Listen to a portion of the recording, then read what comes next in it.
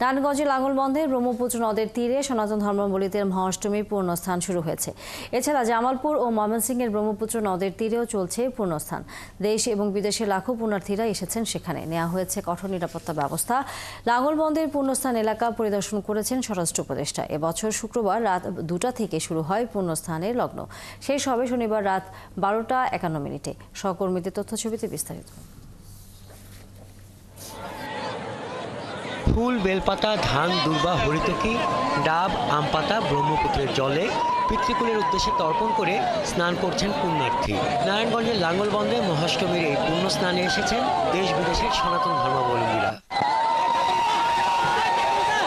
আয়োজকরা জানান, এরই মধ্যে দেশি বিদেশি লাখো পুণ্যার্থী জমায়েত হয়েছেন।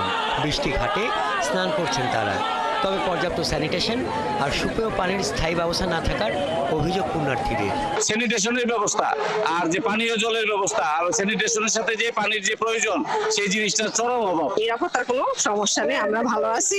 মায়ের যেমন সবাই শান্তি রাখে, দেশের সবাইকে যেমন ভালো রাখে। It's very nice to be here. I like to see everyone getting out and enjoying the community. I'm excited to be here. পুণ্যস্নান পরিদর্শনে এসেছিলেন স্বরাষ্ট্র উপদেষ্টা। প্রকাশ করেন সন্তুষ্টি। এই সময়তে আপনারা সবাই ধৈর্য ধরে আপনারা সবাই এই পুণ্য স্নানটা করে নেবেন। সবাই ধৈর্য ধরে করবেন এবং আমাদের সব ব্যবস্থা আছে। এখানে কোস্টগার্ড, তারপরে নৌ পুলিশ, সেনাবাহিনী, অন্যান্য আইন শৃঙ্খলা বাহিনী, আনসার, সবাই কিন্তু এখানে আছে। আপনাদের সবাই কিন্তু আছে আপনাদের সেবা দেওয়ার জন্য।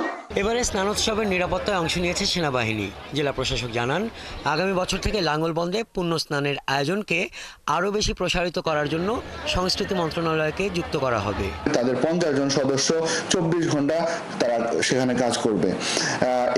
এছাড়াও আমরা এখানে ড্রোনকে ইনসার্ট করেছি। এদিকে জামালপুরেও পুরাতন ব্রহ্মপুত্র নদে পুণ্যার্থীদের অষ্টমী স্নান চলছে।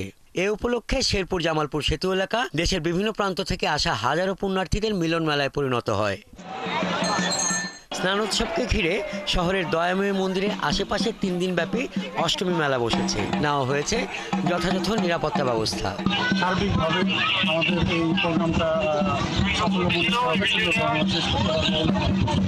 এদিকে অষ্টমী স্নান উপলক্ষে ময়মনসিংহের পুরাতন ব্রহ্মপুত্র নদের দুপারেও পুণ্যার্থীর ঢল নামে।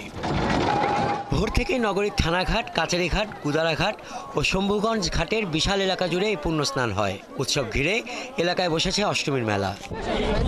চৈত্র মাসের শুক্লপক্ষের অষ্টমী তিথিতে প্রতি বছর ব্রহ্মপুত্র নদে অষ্টমী স্নান অনুষ্ঠিত হয়। হাসান আহমেদ, ৭১। দর্শক, এ বিষয়ে আরও জানাতে আমাদের সাথে যুক্ত হচ্ছেন সহকর্মী হাবিবুর রহমান। হাবিব, দর্শনার্থীদের ভিড় কেমন দেখছেন এবং কোন কোন এলাকা থেকে কোন কোন দেশ থেকে ভক্তরা এসেছেন? এই এলাকায় পৌঁছতে দর্শনার্থীদের কোনো ভোগান্তি পড়তে হয়েছে কিনা?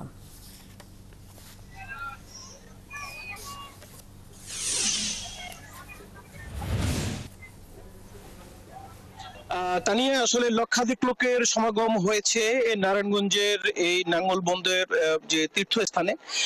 বাংলাদেশের বাইরে ভারত, নেপাল এবং ভুটানের সহস্রাধিক পুণ্যার্থী এসছেন এবং বাংলাদেশের বিভিন্ন স্থান থেকে এই সনাতনী ধর্মের হিন্দু ধর্মাবলম্বীর যারা আছেন তারা এসছেন এবং 20টি ঘাটের মাধ্যমে তারা তাদের গোসল কিংবা সেরেছেন।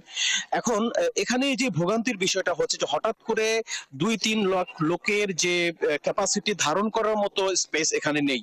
রাস্তাগুলো সরু, পাশাপাশি অন্যান্য পর্যাপ্ত পরিমাণে ওয়াশরুম নেই, পানি, সুপেয় পানির ব্যবস্থা এবং দূর থেকে যারা আছে তাদের থাকার যে একটা ব্যবস্থাপনা থাকে, এইটা একটু প্রবলেম রয়ে যায়। তবে জেলা প্রশাসন পর্যাপ্ত পরিমাণে নিরাপত্তার ব্যবস্থা নিয়েছে। নিরাপত্তার দিক থেকে তেমন কোনো ঘাটতি ছিল না। আপনাকে যদি বলি যে এখানে ব্যাপক পরিমাণে পুলিশের উপস্থিতি ছিল, র্যাবের উপস্থিতি ছিল, সেনাবাহিনীর উপস্থিতি ছিল, কোস্ট গার্ড, বিজিবি থেকে শুরু করে জেলা প্রশাসনের মোবাইল কোর্ট, অনেক কিছু ছিল। কিন্তু যে বিষয়টা আবারও বলতে হয় যে যেহেতু এটা ঢাকা নারায়ণগঞ্জ হাইওয়ে রোডের পাশে অবস্থিত, এই কারণে হাইওয়ে রোডে অনেক বড় একটা জ্যাম লেগেছে বলে আমরা জানতে পেরেছি। তো স্থানীয় লোকজন এবং এখানে যারা পরিচালনা করে থাকেন প্রতি বছর, তারা বলেন যে এটা যেহেতু 1000 বছরের একটা ঐতিহ্য, এই জায়গাটাকে সরকার স্থায়ীভাবে একটা ব্যবস্থাপনার মধ্যে আনা দরকার, যে ব্যবস্থাপনার মাধ্যমে আসলে মানুষ সার্বিক সৌন্দর্য এবং সার্বিক সুযোগ সুবিধা পেতে পারে। পাশাপাশি এখানে যেহেতু হাইওয়ে রোডের পাশে অবস্থিত হওয়ার কারণে এখানকার মানুষগুলো যে হাইওয়ে রোডের গাড়িগুলো স্লো হয়ে যাচ্ছে এবং জ্যামের তৈরি হচ্ছে। তো এই জায়গাটাকে তারা স্পেশালি আমাদেরকে বলছেন যে আসলে স্থায়ীভাবে, যেহেতু এটা সনাতনী ধর্মের একটা দীর্ঘদিনের হাজার বছরের ঐতিহ্য, তো সেই ঐতিহ্যটাকে কন্টিনিউ ভাবে এবং সহজলভ্য সহজে সাধারণ মানুষের কাছে পৌঁছে দেওয়ার জন্য, সুযোগ সুবিধাগুলো উন্নত করার জন্য, নাগরিক সুযোগ সুবিধা বিশেষ করে তারা বলেছেন। বিশেষ করে শৌচাগারের অবস্থা খুবই শোচনীয়। যদি মহিলারা যেখানে কাপড় চেঞ্জ করে সেই জায়গাটার কথা যদি বলি, সেই জায়গাটা অস্থায়ীভাবে তৈরি করা হয়েছে। এই কিছু কিছু জায়গা আছে যেগুলো তারা আমাদেরকে বলেছেন যে এই জায়গাগুলো কাজ করার মতো যথেষ্ট সুযোগ রয়েছে। তো সরকারের প্রতি তারা উদাত্ত আহ্বান জানিয়েছেন এবং হিন্দু ধর্মাবলম্বী যে নেতৃবৃন্দ রয়েছেন তারাও আমাদেরকে বলেছেন যে তারা যেন এই সরকার জন্য এই বিষয়গুলোর প্রতি নজর দেয়। তবে স্বরাষ্ট্র উপদেষ্টা কিছুক্ষণ আগে এসেছিলেন, তিনি বলে গেছেন যে আসলে তারা এই জায়গাটাকে একটা পর্যটন ঘোষণা করবে, তবে সেটা ধর্মীয় দৃষ্টিকোণ থেকে, সাধারণ পর্যটনের বাইরে থেকে এই জিনিসটাকে তারা তানিয়া এটা করবেন। তো তানিয়া, এই ছিল নারায়ণগঞ্জ থেকে আমার কাছে। পরবর্তী আপডেট আমরা জানি। ধন্যবাদ হাবিব রহমান। নিশ্চয়ই আমরা ফিরবো পরবর্তীতে আবারও।